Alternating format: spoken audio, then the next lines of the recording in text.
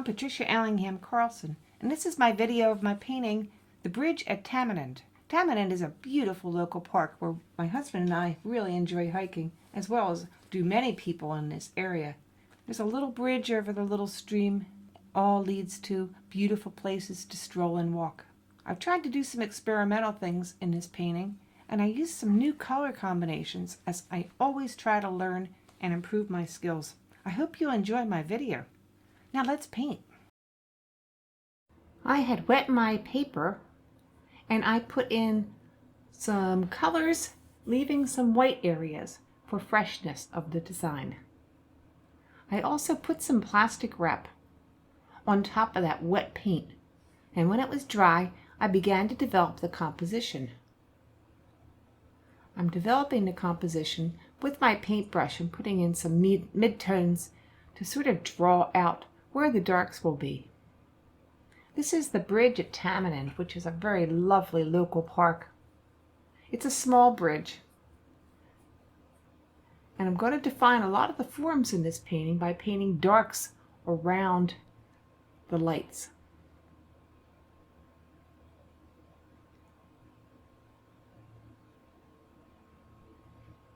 The way this composition is set up is that there's a sun-filled meadow just beyond the bridge, a path that goes up a hill, and another one that goes off to the left.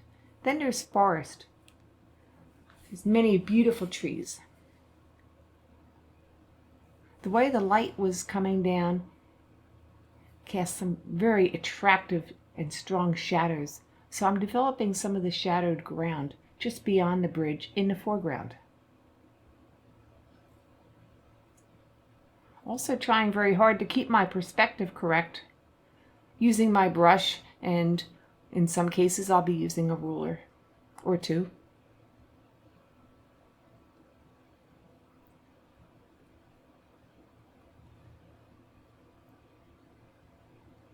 And there's the path as it goes on up the hill and into the distance.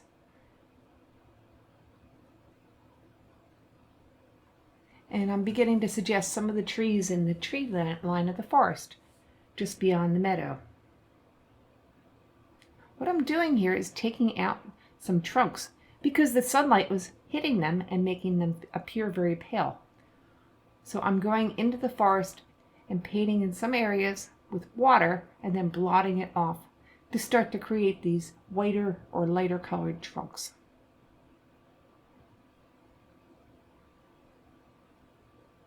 Coming to the bridge, I'm sketching in where the little railing goes. It's not a big heavy bridge and it's not a big heavy railing, but I want to get my perspective lines correct, so I used a pencil to sketch in the rails. And now I am using my paintbrush with wet water again to lift color for where the railing will be, because it is a lighter color than the surrounding areas. And then I paint in the shaded side of the railing and around each rail that comes up.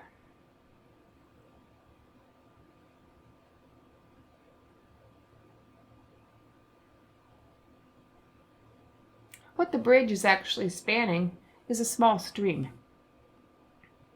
The stream goes down into a ravine and goes beneath the bridge, so it's quite dark under there and shaded.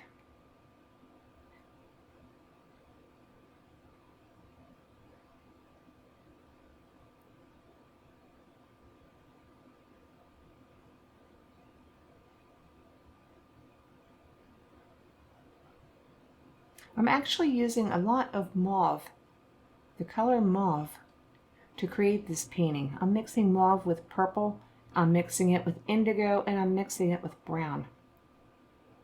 When you mix purple and orange together, you can also get a nice shade of mauve. And I have a lot of coral and peach in this painting as well as the greens, the yellows, and the lime greens. I also am using some ultramarine blue, which to my eye has a hint of purple in it as well.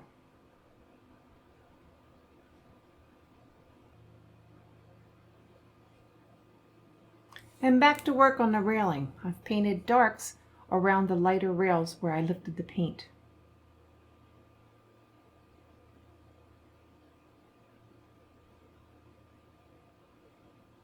On the right side of the bridge, the railing was partly covered with some weeds and some bushy growth.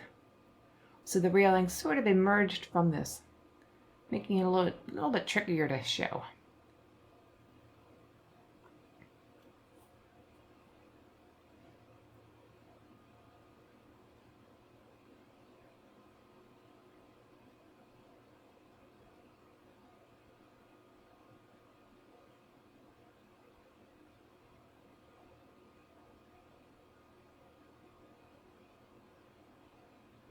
And here I'm introducing some magenta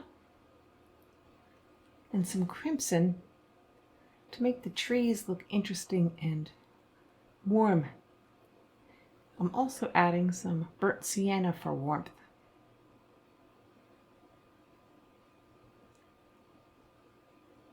And very dark ravine colors, including that ultramarine blue again.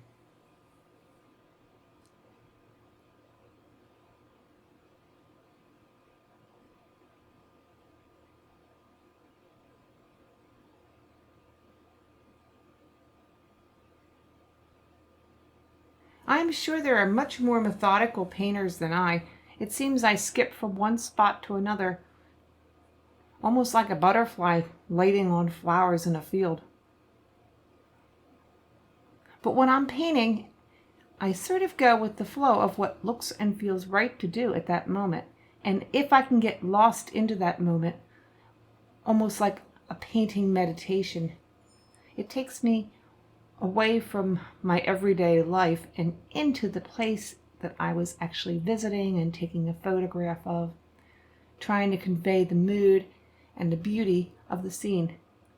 If I can get into that zone, I feel that I will make a better painting. So when you see me jumping from one area to another, it's when I'm in the zone. And I'm sure many of you know what I mean by that zone, and it certainly is one of the biggest reasons that we all paint. That zone is a pretty wonderful place to be. So I'm currently working in the forest, and I'm painting around the white trunks of the trees so that the trees will stand out where they're lit up by the sun. I'm putting in darks and I'm putting in brights, and you can see where the light colored tree trunks are showing up once I paint around them. This is a kind of negative painting where you're showing something not by painting it, but by painting around it.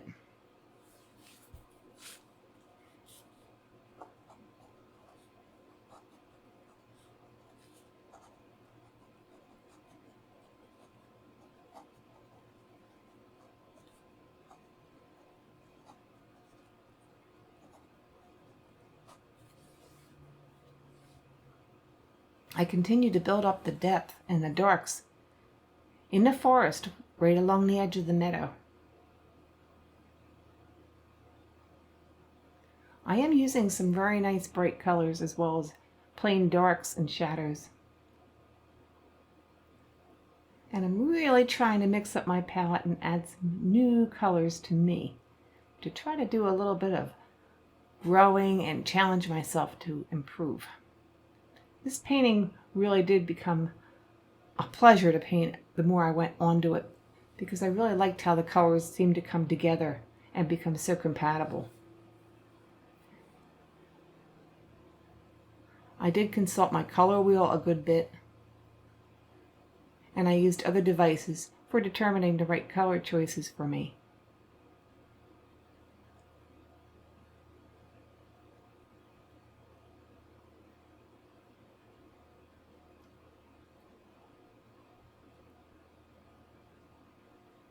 More darks at the edge of the ravine on the right, where the stream runs through.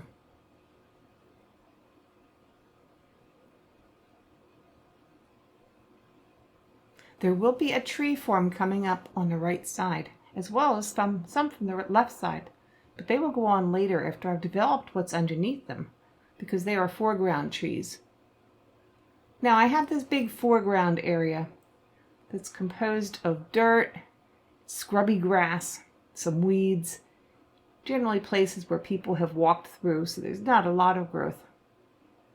But it's a big area, and I want to make it interesting.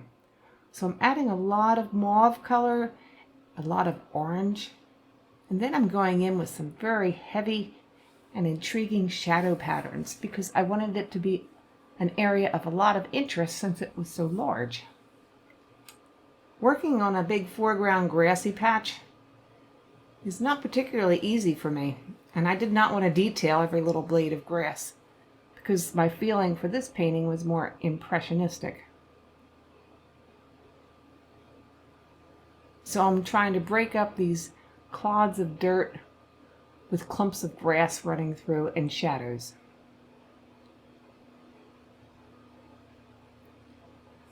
My dark here I'm using a lot of is Hooker's Green Dark mixed with indigo as well as with purple.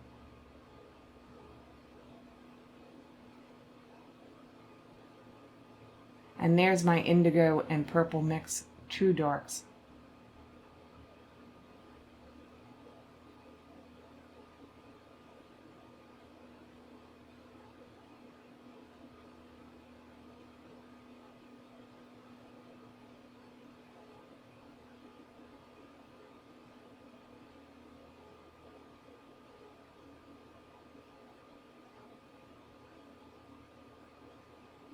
Doing a lot of adjusting here, but I decided to add a little bit more of the bank, so I had to take some of the color off that I had put on there.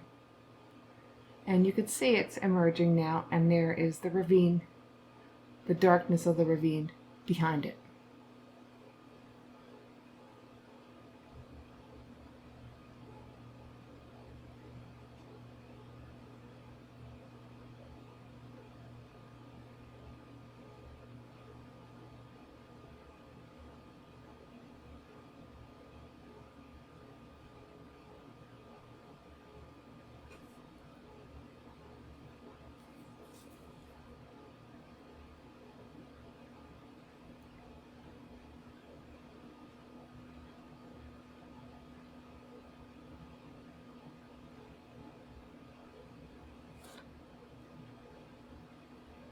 Now I'm using another device to see where some colors would look good. I have a nice brown tissue paper, and I have some purplish tissue paper, and I'm seeing what looks right and where it looks right. To my eyes, when the colors are right, they just sing. When they aren't right, it's very clear to me also. But I'm sure you have your own way of determining what colors to use. So I did decide that the purple and mauve were really good colors to be using for the tree trunks and branches that are coming up in front of the rest of the scene at Tamanend Park here. So I'm sketching them in lightly.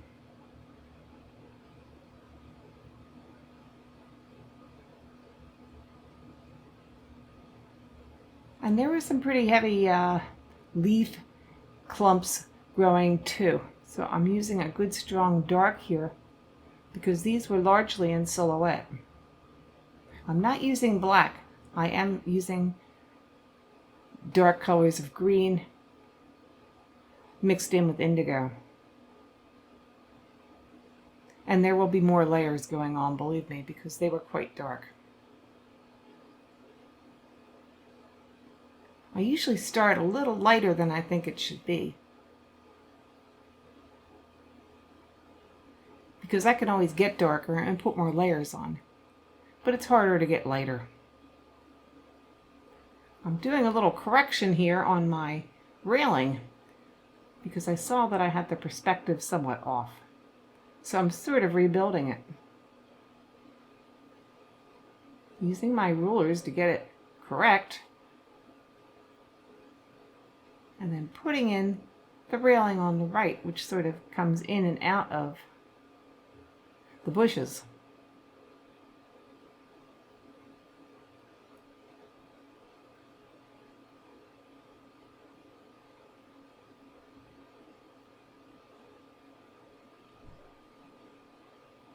So I'm sketching with my brush here.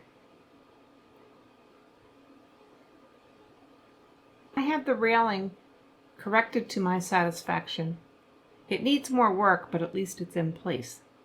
Now I come back to that foreground, and I really want to make it interesting with strong darks and lights. So I come in and add another layer of shadow.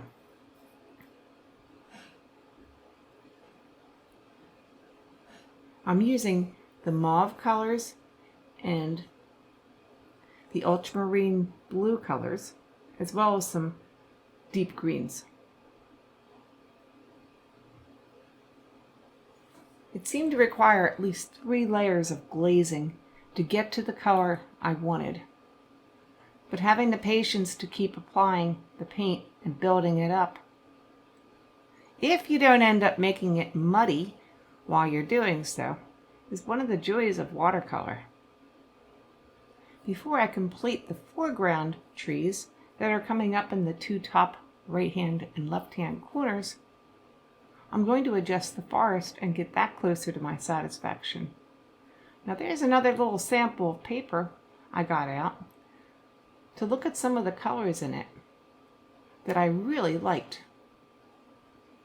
And I liked how they appeared to look with my painting, so I am building up more of the orange and more of the peach. I'm mixing together quin magenta and chrome orange, as well as some a little bit of alizarin crimson, a little bit of vermilion.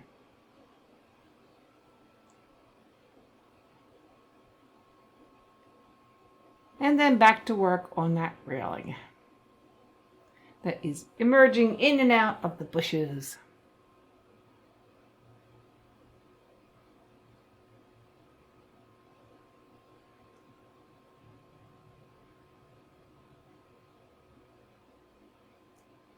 I'm adding a little detailing on the bridge railing on the other side as well,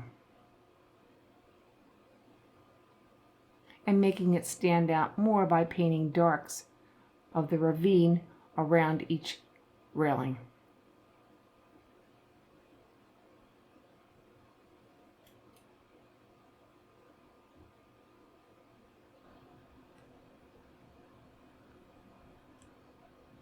Back to the forest beyond the meadow.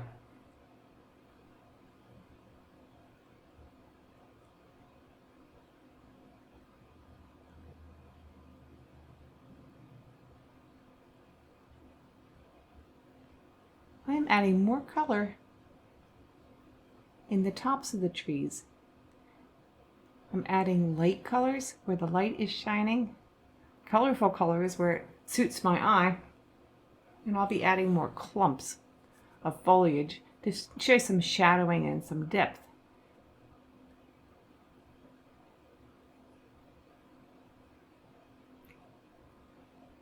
Starting with the lighter colors, the yellows and the pale greens, the limes, I begin to come in with some darker tones to show the undersides of the clumps, which are in shadow or shade.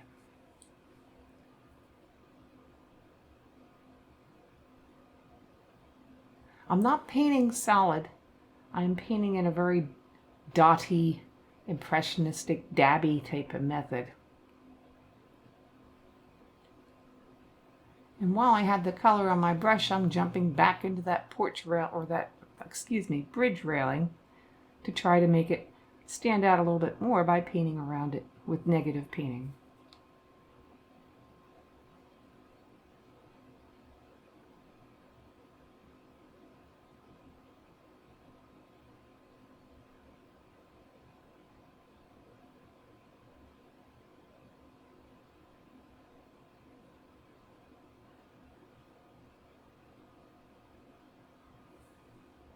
It's interesting the different things you see when you put your painting aside and look at it from more of a distance. Because at this point, looking at it and talking about what I'm doing, I could see several very obvious mistakes that I will see later as I further develop this painting. and I will try to correct them.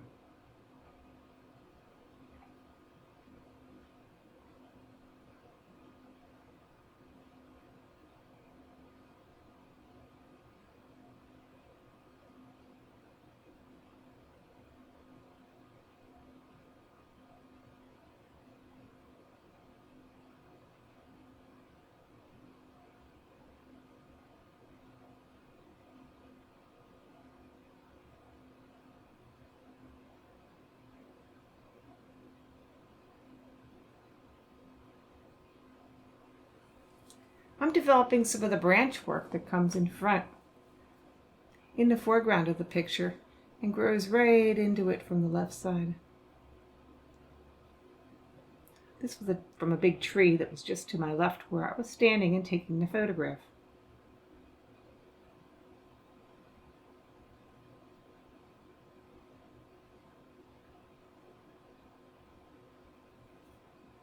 Again, I'm trying to keep the clumps of leaves and all the foliage irregular and not real planned out.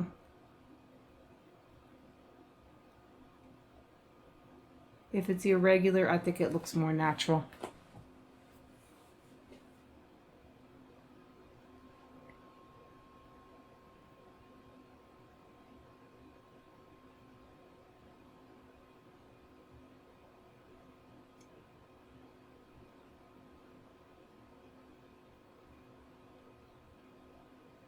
So here I've seen a mistake I was making, and that's that distant line of trees went almost straight across with its dark.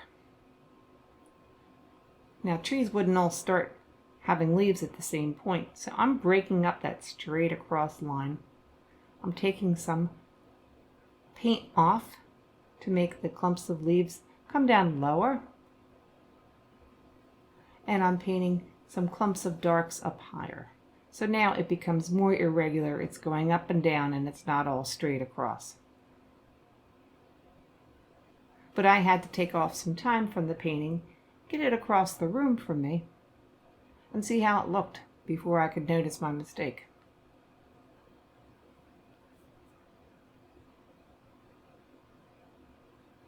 I would suggest to all of you, as you're doing your paintings, get it away from yourself at least 5 feet. Step back, turn around and look at it from a distance. Use some different ways to look at it. Get a different perspective. One of my favorite ways is to take it into a mirror and hold it up in front of me and look at the painting in the mirror. This is going to show you a reversed image. It will look exactly the opposite of what it really looks like. And you'll probably see some things that you hadn't seen looking at it straight on. It's a good way to get some objectivity in your viewing.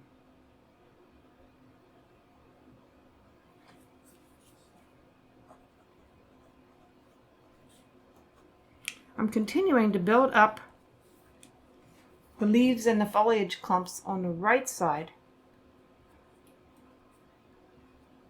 And I felt this was an important part of the picture to frame it in.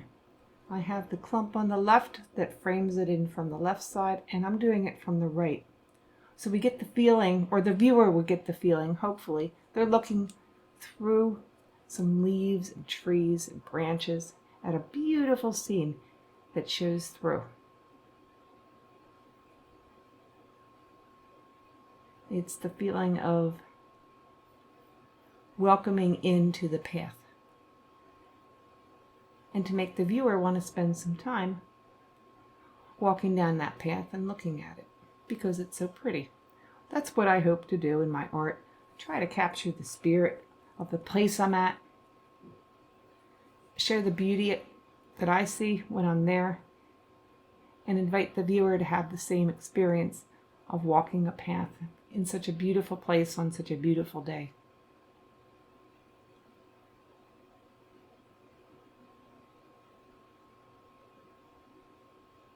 So if I'm conveying that to you in this painting, that's wonderful.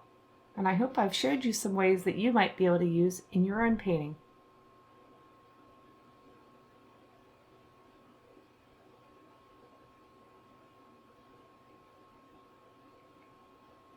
So here at the end, I'm doing some final adjusting, but mainly I'm adding these clumps of leaves to the foreground that were an important part of the right side of the painting. I'm using many different colors of green mixed. I am trying to apply it in a textural manner with lots of little dots and dashes. I'm trying to apply it so that some of these are dark, some are light, and some are medium toned. And I'm aiming to show irregularity and not a perfectly organized tree.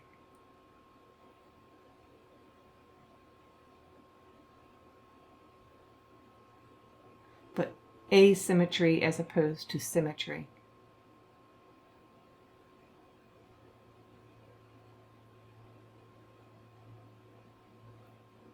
Couple branches coming down a little lower, and I give it a little squirt with my spray bottle and let it run to soften and let it do its own thing.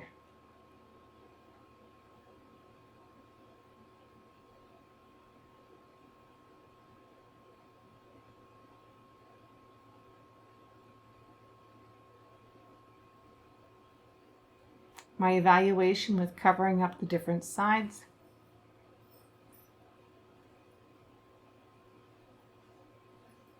And seeing where different things might be needed.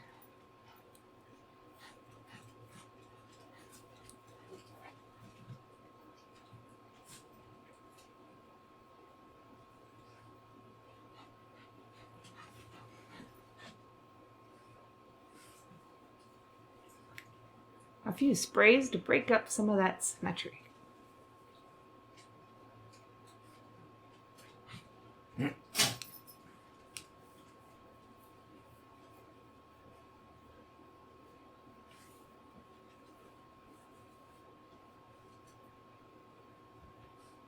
I'm done, and I'm signing it. Hope you enjoyed it.